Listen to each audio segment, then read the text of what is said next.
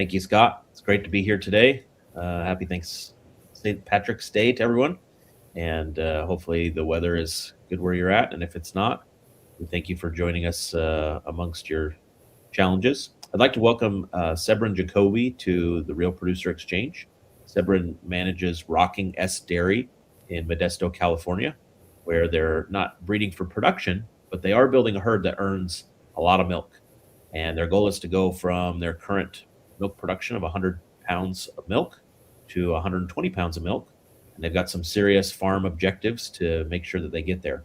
So before I go on, I want to, Siebren, invite you on and make sure you're unmuted. And then go ahead and tell us just a little bit about your operation. Give us a quick rundown of number of cows you're milking and some of the basics of the farm. Yeah, hi, Siebren. So I'm running Rock and S. By the way, the S does not stand for Siebren. I'm the herdsman here, not the owner. Yeah, we're milking about 2,900 milking on two locations. One is a mile down the road, and that's where all the feed is located too. Then we got 5 double 10 milk barns, so 36 different milk pens from 80 cows, 80, 90 cows. So it's a little different than most of the bigger dairies. Gives the challenge, gives also some opportunity with being real selective what cow goes where. So it has some benefits too. Labor-wise, it's definitely a drawback. It's very inefficient, but that's kind of how it is at the moment. And therefore also we need more milk to justify the labor. That is, we raise our own young stock, and at the moment, yeah, the current, last year, 25, we had then 100 pounds energy corrected milk per cow. Not necessarily high flow. We kind of breed for also for fat and components. We breed for it, but also feed for it. So I think we maybe only had 93 pounds of milk, but with 100 pounds energy corrected milk. And intend to kind of keep going that flow. Kind of going from the fact that the cow who produce high components has an easier life. Instead of bringing all that milk to the barn, they do it a little bit more concentrated. We've got a couple photos here of your operation. We'll go to the next slide. So, Siebren, you're located in California. Just talk a little bit about the facilities that you're milking in and where the cows are housed.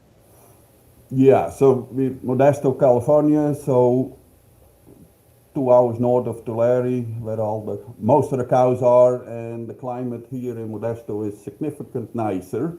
I used to be in the Tulare area, but over here we have in the afternoon the Delta breeze, and it's a couple of degrees cooler, and it feels 10 degrees cooler.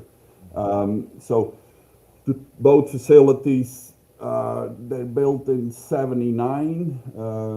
So this milk barn on the picture has 2 double 10 milk barns side by side in it. And the other facility on a mile down the street, it's also one building with 2 double 10s, and then a somewhat newer barn, but already 25 years old, I think, that's a double 12. And on this dairy, that's where that third barn is, the one in the picture. That dairy calves all the cows, and all the dry cows are there. So all the fresh cows are milked through one barn, and then the younger ones, they end up at the other facility. Plus, I kind of make sure the cows who go there are low somatic cell, no mastitis the year before. So the facility down the street, we can stay below 100,000 with the bonus. That's almost, in our case, 4,000 a month extra quality bonus. And that is just an easy thing to do by picking which cow go over there. Now, when they go to that facility, they it, either they come back as a dry cow, because if they come back with mastitis, they not going back. So it's a one-way street. Preferable come back as a dry cow. Well, we're going to talk about a couple points today in our discussion. I want to set the stage here for how we're going to lay this out. So, Siebren, one of the things that you're doing that is have been doing for quite a while is your genomic strategy. I would say you were very much an early adopter of that. So we'll start talking a little bit about how you've been building your herd through genomics, and then definitely want to get to the point of your roadmap for how you're going to go from 120 pounds of energy corrected milk to from 100 to 120 pounds. And then we'll talk about some of the heifer reproduction that you've been able to do along the way to keep moving forward, and maybe some of the challenges you've had with raising some of those heifers. That's been one of your real things. We always like to talk about real things here, things that are not everything's always rosy on a dairy farm. And so let's first start though, Siebren. Why don't you talk about what you've been doing with genomics, how long you've been using a genetic strategy? Yeah, so we started testing in 2013, and they were basically breeding age heifers. That's where we started with. So then, in a sense, initially you kind of threw it in the drawer till they started to calve out. Well, then by the time we had a good bunch milking, the first thing we found out with repro. So the had nothing to do with milk. If they were high milk but high repro, they were breeding good. If they were low milk and low repro, even that lower milk did not compensate for better repro. So first thing we kind of learned, this DPR at the time we looked only at, that makes a big difference. So because of that, started right away kind of looking for bulls with a high DPR. So being right away real heavy on selecting for DPR. So then maybe a year, 2 years into it, so Ed has developed those wellness traits.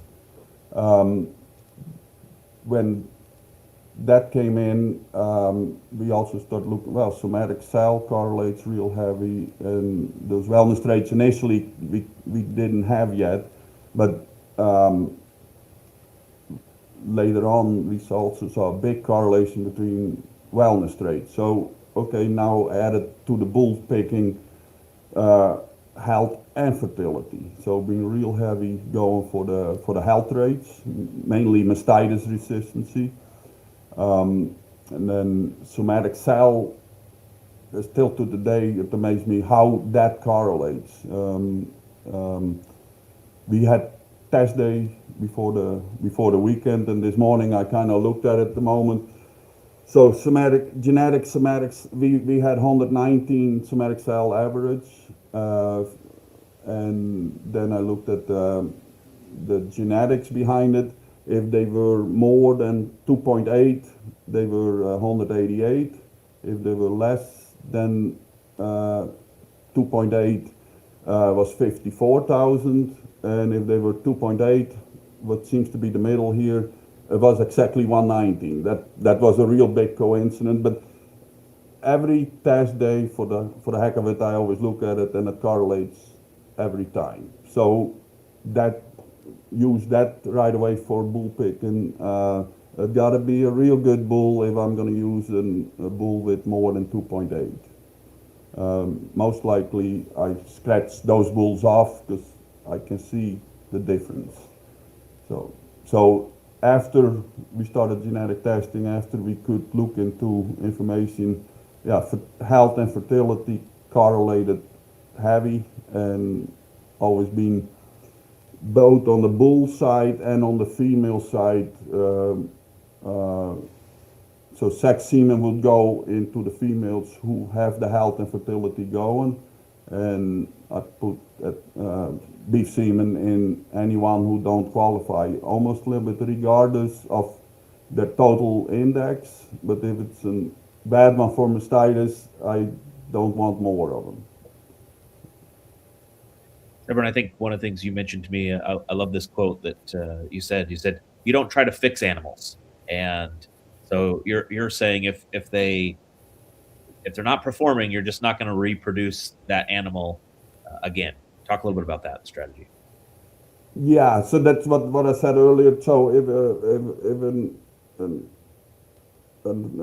a cow is doing good, but she has the low mastitis resistancy, okay, that takes years of breeding to get that cow then to mastitis resilient. So I just put beef semen in those. Uh, if my best cow has high somatic cell count at breeding, the chance to get pregnant is lower anyway. So I don't put sex semen in anyone who has a high somatic cell, either in the genetics or phenotypical at breeding. So trying to do that little consistently. So. Maybe let's jump to slide 12, and you can show this slide, Siebren. This is your genetic progress on. Yeah, if you take the compare slide a moment. Oh, you want to go back to compare? That's slide 8. Yeah. Okay. So compare the financial bookkeeping business as far as I know. But anyway, so they did this trial or audit. So what dairies were the most financial in the top. So low somatic cell, which is health. Okay, so we gotta try to manage for that with good bedding practices and all and good protocols in the milk barn. But there is a genetic aspect to it, so might as well use it. Low debt loss kind of goes, it's almost kind of automatic. Healthy cow don't die as much than a sickly cow. High prac rate, that is that fertility. Low replacement cost. If you don't need to replace as many cows, you don't you don't have to raise as many. So now because you don't have to raise many, you can maybe spend a little bit more money on them instead of going on the cheap. Um, well, that high heifer survival rate, that goes all with calf health and getting them pregnant. And then the result, and that's why I put in this slide, I turned the high milk production to the end instead of starting with it. If if there is a dairy who is good in those 5 things, that energy, high milk production, that's a given. So it's a result from, in a sense, breeding and managing for health and fertility. The production is a result from that. And then if you go to the slide from the freeze, yeah, that one, I really like that one. So it shows the cull rate should be around at 30%, even 25%, but that's for the big dairies. Our style dairies is tough to do. 30, I think it's a lofty goal to have. So that means, but the older cow thing, it shows that costs you money too. So too old is not good. Now I don't breed for necessarily older cows to have older cows. I like old cows who don't show their age. As they say, age is just a number. Uh, if I run into a 7th lactation cow and I think it's a 3rd, that's the type of cow I really want to go for. Because with older cows comes more problems, but that's only with older cows who are also kind of showing their age and being worn out. So yeah, my goal is um, to breed for cows able to get old, but then if they're old, I want to be tough love. So if they show their age, make them DMB. So as soon as something goes wrong, you can put them on a truck. A while ago, I heard a new term, trailer Meissen. I like that one. So if instead of trying this older cow to become older yet by getting them pregnant again, I'm more than happy to make them DMB right in the beginning of the lactation, milk them for another year, and then give them trillermycin. Good. Okay, let's hop forward here in the interest of time. Let's go to slide 14. So you've got a roadmap, Siebren, that you're working on. You mentioned you were at 100 pounds energy corrected milk, and just talk about that process. Like your ownership said, okay, what are we doing? Where are we going? And you have laid out a path to get to 120 pounds energy corrected milk. Talk a little bit about that. Yeah, so I first have to set that record straight a little bit. Um, you made the roadmap from it. I like to reverse this a little bit. So, because when I first read the intro, I said, "Man, I want to meet that guy," but then I saw it was me. Anyway, so in my opinion, our herd at the moment uh, can do 110. Actually, it almost does 110 at the moment.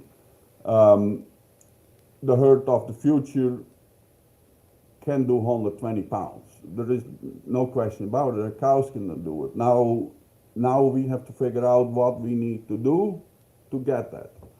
And there's a lot of things we got to do better.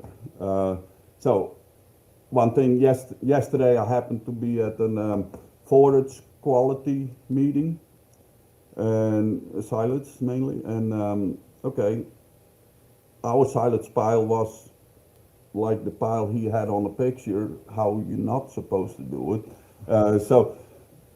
We got the old-fashioned California push-up piles, I think they call it. So the edges are not what they should be, and so the complete rollover piles is better to preserve that forage quality. What goes in the pile, actually, that's what you feed out to again.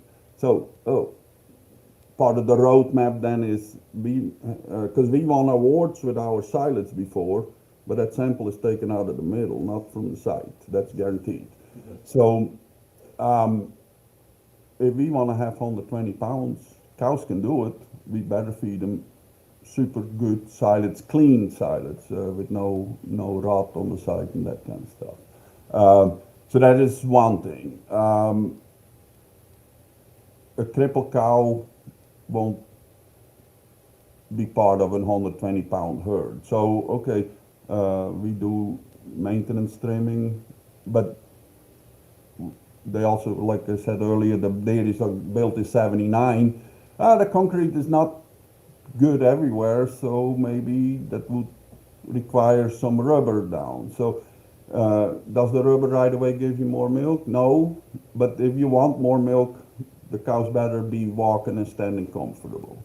So it's kind of turning everything a little bit around. So if you want 120, you gotta be good on this. You gotta be feeding well. So that's a little bit part of my roadmap.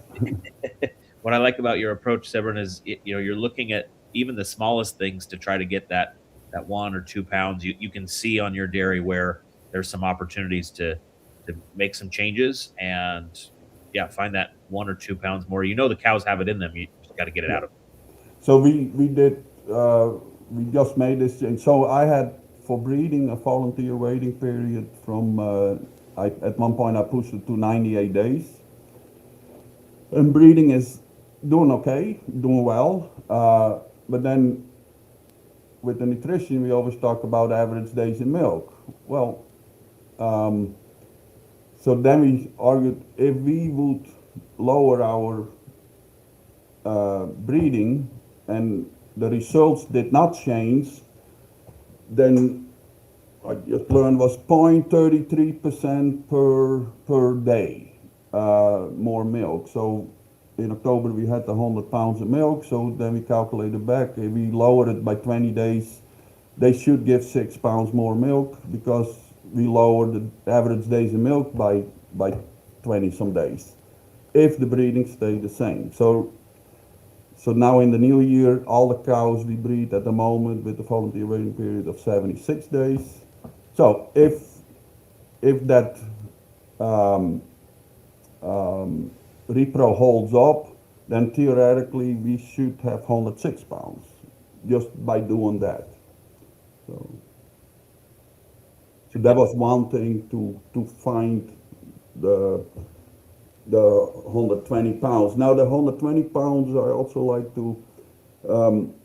In October we had a meeting with Soares, and that was the 40-40-40 meeting. 40% curl, but split up in 20% in volunteer and 20% dairy curls. 40% Bradsome prep rate, and 40,000 pounds of rolling herd. Now I kind of calculated back that would be 20 pounds, so that's where the 120 pounds come. But then I had kind of a meeting with Soares My Nutrition. I said, let's call it the 35-35-35 meeting, because with the curl percentage at the moment we are below 35. We're actually about 30. 35,000 rolling herd. I said, okay, I only need 10 more pounds, so it's a little bit more attainable. And with breeding, we're about 35% bred some. So it's that meeting a little closer to reality. So that's where I'm focusing on now. But based on that calculation, if we want 40, with the future, there are people who are doing it now, so the future can do this. We need 20 more pounds, and that was from October. So that's how this 120 pounds came from. And Well, then with our meeting too. So what do we need to do to allow those cows to give the 20 extra pounds? Well, you need older cows. They give more milk. You need healthy older cows, because milking it in a hospital still don't help. So a crippled cow loses its body weight real quick, and they don't make the 120 pounds. So yeah, keep focusing on what do we need to do on our dairy to allow the cows to do 120. So that's where it kind of all started with. So. Well, just a reminder to all of those joining us that, like Siebren said, you got the guy here who's trying to do the 120. So if you have questions about how he's trying to get there, feel free to throw your questions into the chat, and we will be getting to those during the question and answer session. Let's go to the next slide here. Siebren, I think this is the video that you recorded for us. We wanted to show some of the example cows that are some of those older lactation cows that are still healthy, that are producing a lot of milk, and we can show some of these to the audience now.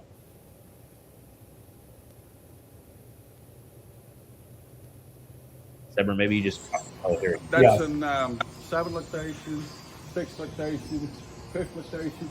But all these cows have one thing in common: that most of them a little bit smaller, good body condition, and still strong. So if every calf got born could become a cow like this, that's my breeding goal in general. So now on the genetic side, they're all real high in fertility, and livability is real high, and productive life is high for that generation.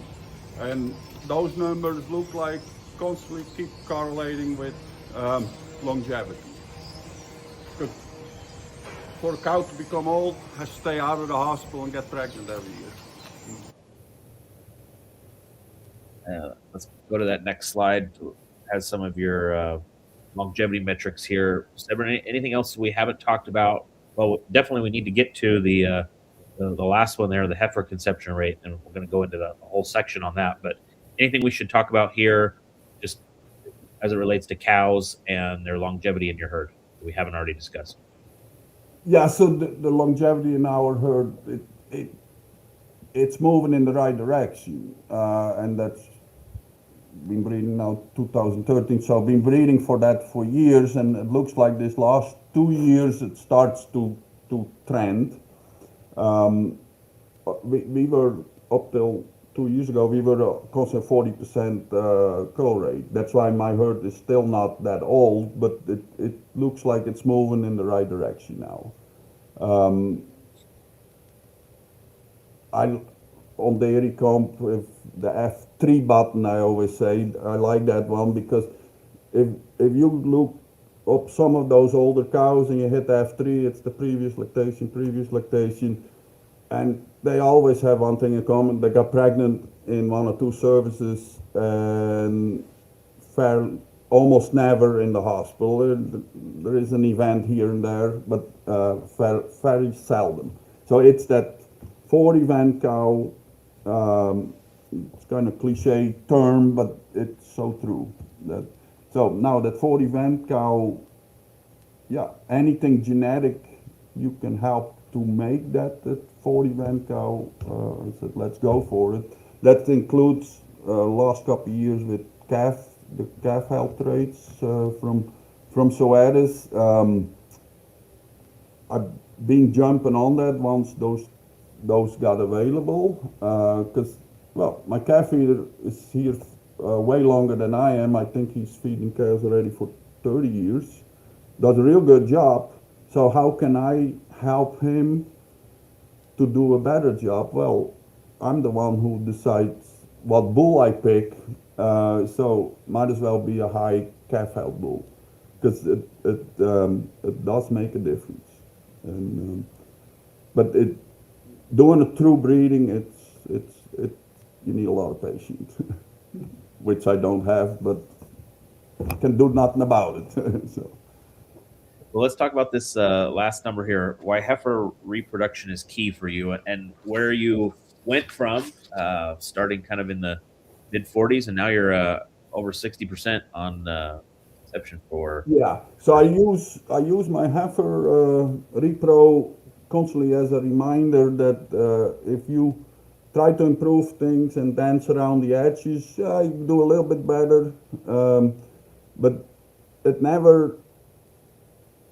you never really get to it, and till you do everything according to the book, then all of a sudden it moves. So for years let's see, till five years ago, we are always bred the heifers with the cedar, and 45% first service conception rate, and looked like, yes, once in a while it was 48, we were moving in the right direction. Well, then it was summertime and we back down to mid 40s or even low 40s. So our thing was, we need shades. Well, but we didn't have it. They were complete in the open. So then, using the genetics again, there was a strong correlation with heifer conception rate. So the high heifer conception rate animals actually still bred pretty good. So then we played around with using the furthest product. So I use furthest with Energy 3 and Strata in my cows, and the repro from the cows outperformed the heifers big time. So we made kind of a repro pack, and we threw that in the heifers, and then we adjusted the ration a little bit with the proteins to make sure that was good. So we saw a change for the better,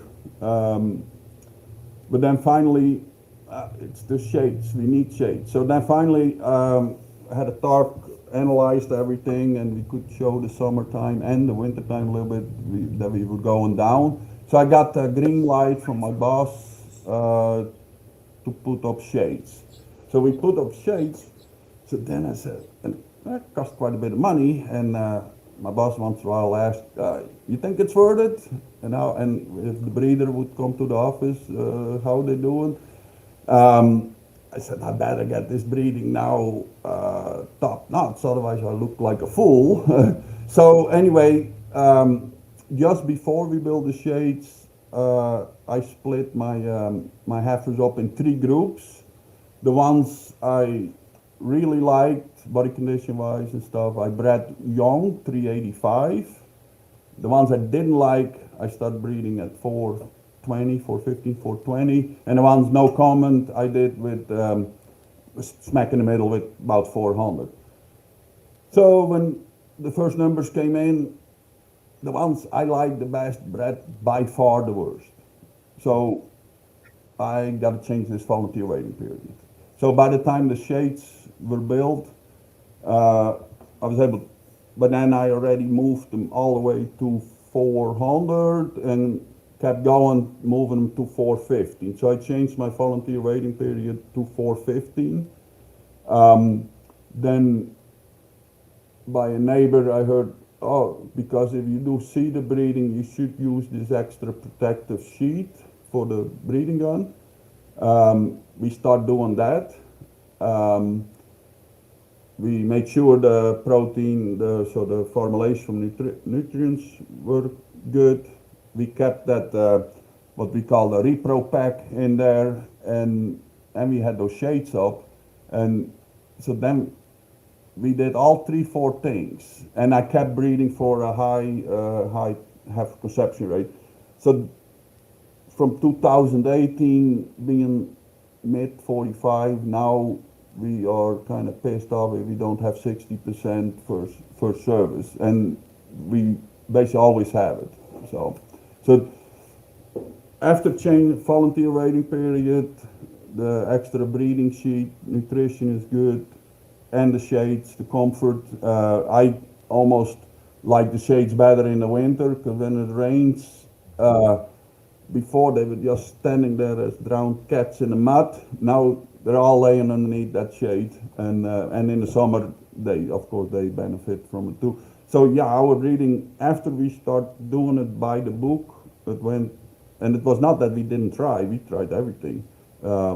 We upgraded our cedar program. At one point I did GnRH a week before that the cedar would go in. Later on we changed that in, giving a shot of lute 3 days before the cedar goes in. So we thought, and compliance was for that stuff good, but till we changed everything. But once we changed everything for the better, it went also well. At the moment, I still cannot believe we have over 60% first service, and if I do animals with beef semen with the first service, 80%. Last week we had 100% on the beef. So it's amazing. Once you do everything by the book, it works, and that's a little bit part of my roadmap. So if we want 120 pounds of milk, cows have it in them. They can do it. Okay, but if you feed them spoiled silage, good luck getting there. If our milk equipment is 27-year-old, not all the way working correct all the time, good luck having a good mastitis program if you over milk them. But once you do everything well, this cow easy should do 120 pounds. Very good. Let's go to the next topic here, and this is the part where we get real, Siebren. So, raising replacements, and this is one area on the dairy that you are working hard at, but you know you still got some work to do. So calves, yeah. So I strongly believe if enough research done, so if a calf had 1 or 2 times pneumonia, you knock the life out of them. Yeah, this thing, I'm willing to die on that sword. Calf health, the reason for a high cull is bad calf health. So we do a good job raising calves, but not good enough for making cows who can do become 120 pound herd. And our biggest thing after doing mistakes and fixing it, the last 4 weeks they go to that picture you show, the calf barn. In the winter it's drafty, cold. miserable, and in the summer the air quality is probably not sufficient. So I call it a death trap. We did some lung scoring, and it's bad. So of course not every calf goes bad, but not every, like this time of the year, it's better than the January calves, and it's better than later on the July calves. But we got to do better calf raising. I always joke, South Dakota, those states, if they would raise the calves the way we try to do it, they all die. So, but us here in California, because the climate is very forgiving, we keep throwing them through housing what's subpar. So we feed them 3 times a day. The clustering program is updated. It's good now. So we get them off to a good start. So this is the picture. They're in those plastic hutches at the moment, and they're underneath an old hay barn, bedded with almond shell. They do good over there, but when they're 3-4 weeks of age, they got to be moved to the back, as we call it. And that's that other picture we had. So they're on the slatted floor above a flush lane, next to the lagoon. So name it. Well, if you need a recipe, where not to house a calf, that's where we house them. So hopefully we can make that a priority of changing the housing. Very good. Talk a little bit about, Siebren, you mentioned that this is not only important for your roadmap to get to 120 pounds, but also any loss of animals at this stage is a loss for revenue to the dairy as well. Well, yeah, so our dead loss is decent, but not all calves come out thriving. So I put at least 10% extra on to be able to cull a calf if I don't like him. And if I cannot find one, I look for it, and then all of a sudden, the longer you look, the more you find. So if the calf raising was better, every calf you now use as a spare could have been a beef calf. And those are a lot of money nowadays. It used to be already, that could have been a beef calf, could have sold it. Yeah, now it could have been a beef calf, and you sold them for big bucks. So, doing better with your calf, you don't need to raise as many, which makes the room for more revenue out of the beef. Plus, if you at the moment we have quite a bit of calves, so we're also a little bit overstocked. Well, calves don't, if you have them understocked, they do better. So it kind of feeds on each other. Very good. Okay. All right. I'm gonna call. Let's just recap here. So, Siebren, we appreciate your discussion here about your roadmap to get to 120 pounds. You've been building a herd that can do it in kind of a unique way, with talking about improving longevity and somatic cell and fertility, as opposed to just breeding specifically for more milk production. And then we've talked about all the small details you're doing to make sure you can find a pound or two here or there. And then also talking about the importance of raising the next generation, because you've been breeding the kind of production you want into them. So you got to make sure the environment's there to get that out of them. So we're going to next turn this over back to Scott. Scott, why don't you tell us a little bit about how we're going to do the Q&A session?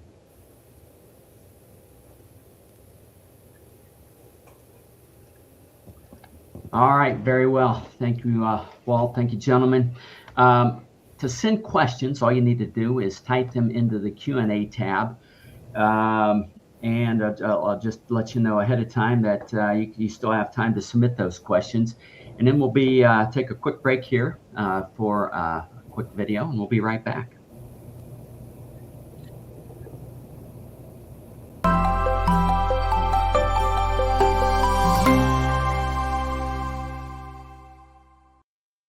The economics of feeding Reassure precision release choline.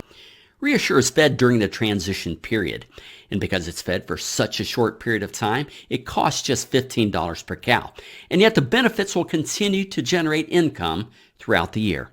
Cows fed Reassure produce 5 pounds more colostrum, which pays for your Reassure investment on the very first day of lactation. Cows fed Reassure also produce 5 pounds more milk per day, every day. That means after the first day, every day is payday. Invest in Reassure during the transition period and recoup your investment on the very first day of lactation. After that, you got it. Payday.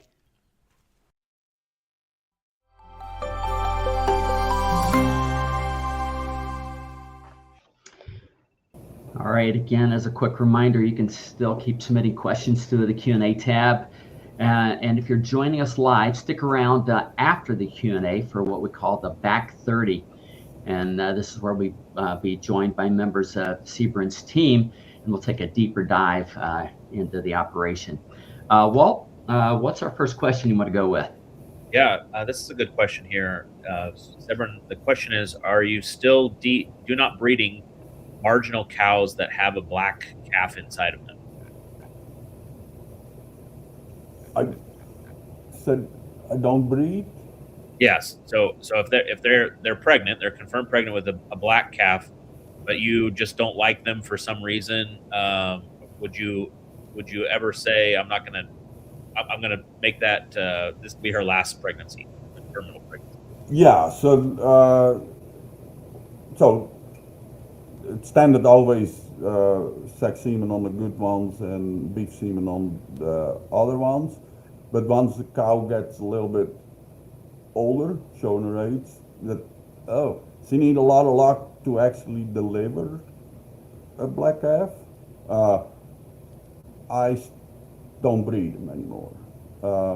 Cause the chance this cow actually gets pregnant and then able to stay that whole year and deliver that black calf, looks like the odds are quite often against her. So I decided, hey, I'm okay milk an extra DMB cow, because once you have this so-so cow pregnant with 50, 80 day black crack baby, let's keep them, let's dry them early, and if you don't watch it, all of a sudden we don't have enough room to have a second type of business with the cow-calf operation. So the cow still has to kind of milk a little bit. So like I said, so if you make those mediocre cows pregnant, you're also stuck with them because you made them pregnant with this beef calf to get the revenue from that beef calf, but that's a long way from calling a cow pregnant and actually collecting that. At the moment it's like $1,300, but there's still 8-9 months.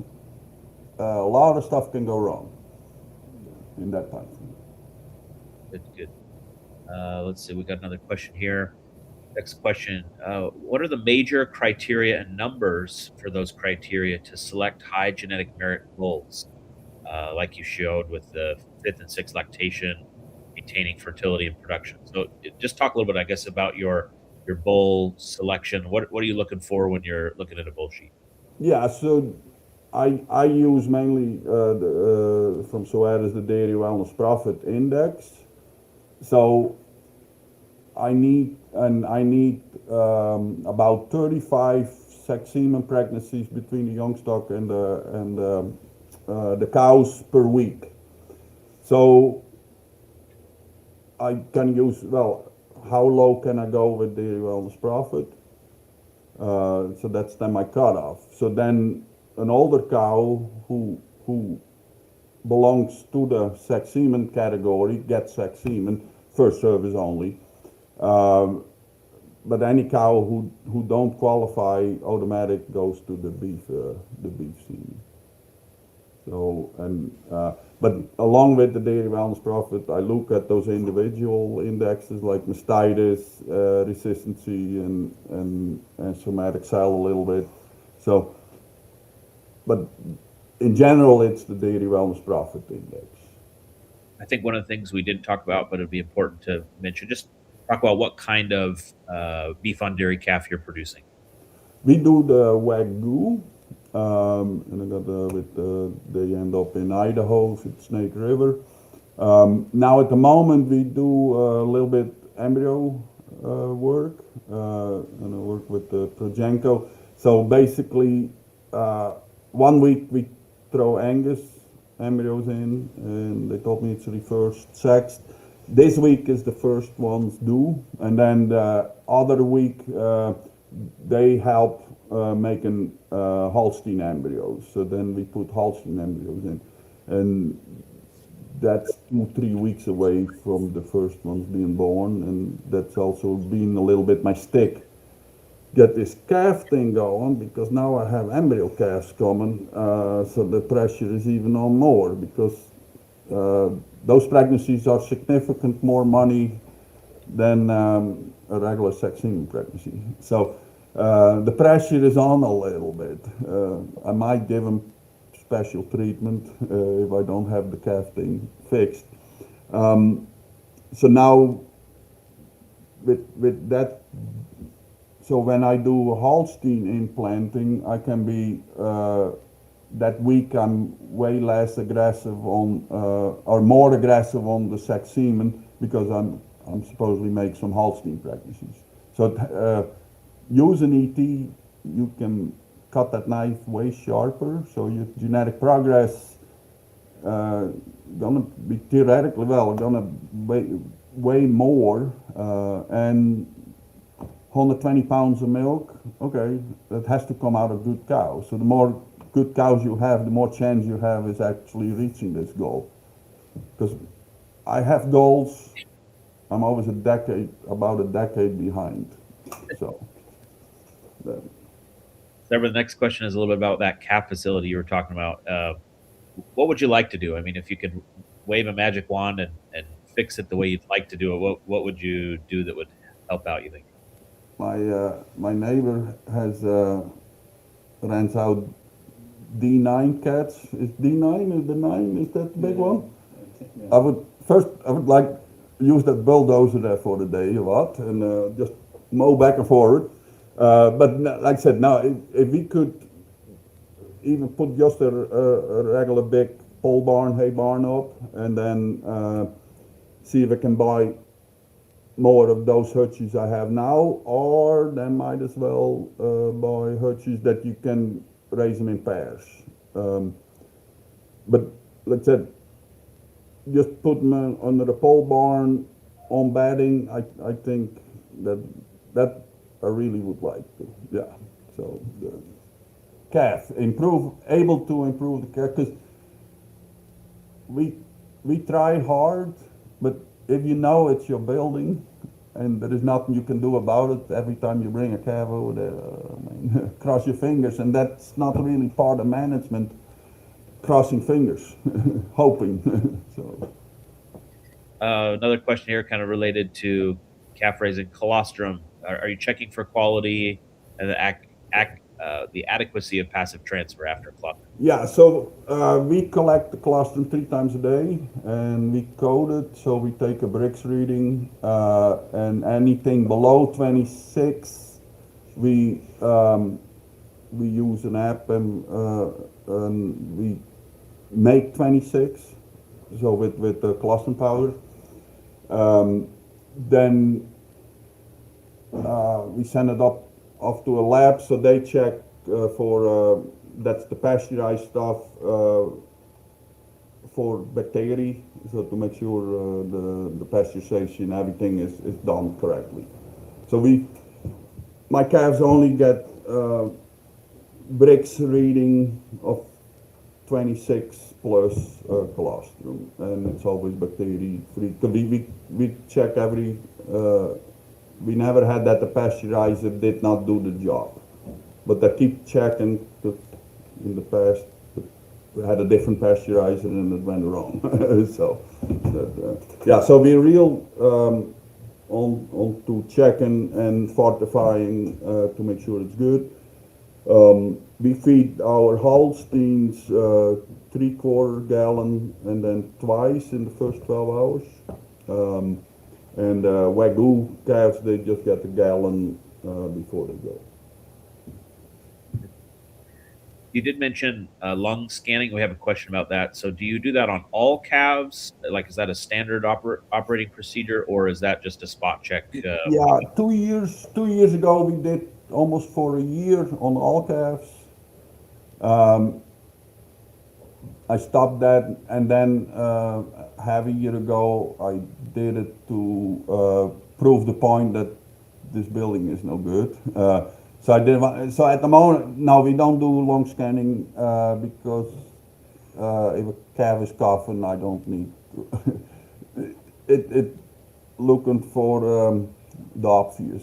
So now, if I could get my calf system clicking, then I would start doing it because then I would use it as a selection tool. But at the moment, baggers can be choosers, so I just all through their raising, I use phenotypical looking at them. If I don't like I said, I raise enough, so if I don't like them, I sell them. We have a question here about your heifer breeding protocol. What shots are you doing with the cedar to get to a 60% conception rate? How many of the heifers get cedars? All heifers. So the first service is all done with cedar.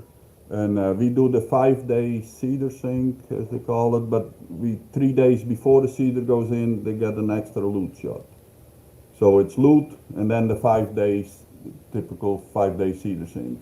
And we use the cedars twice. So after one use, we have them cleaned, and we use them again.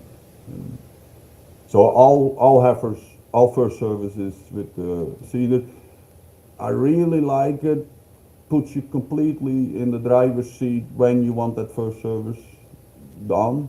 For example, at the moment, because summer is a couple of months away, I push the volunteer waiting period over towards 420 or even higher. Then this summer, I start pulling it back. And so this fills the little bit the breeding hole in the summertime. But you can do your homework with a computer, which I already did.